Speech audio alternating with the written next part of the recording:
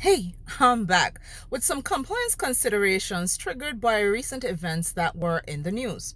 In the news about a week ago was Alaska Airlines. Now, during flight, they had a part of their plane pop out. What? Well, what happened is that area was designed for an emergency exit, and Boeing, the manufacturers of the plane, plugged it in relation to some flights that did not want to have that particular point as an emergency exit. Seems legitimate. They have to have enough exits to meet federal aviation requirements within the US and internationally. So, on the surface, not an issue. But if you're deviating from what the model is, you need to make sure that you test it and make sure that you don't, have stuff happening in flight like what happened with Alaska Airlines.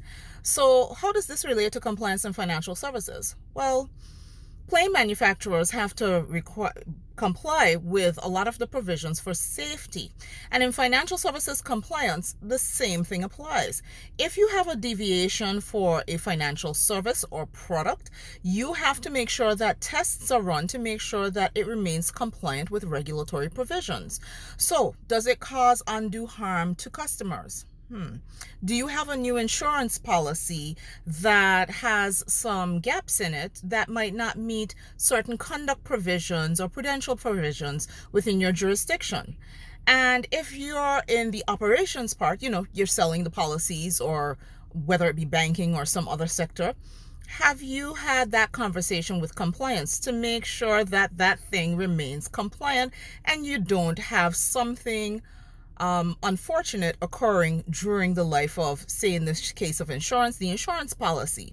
And it could be for property or life or whatever.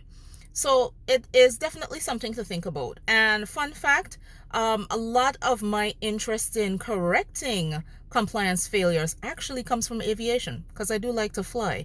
And whenever there's a story in the news about something going wrong, just like how everyone concerned about air safety is all over it, when something goes wrong in financial services as it relates to non-compliance, all compliance professionals should be all over it. It's definitely something to think about. And I'll be back tomorrow with more compliance considerations.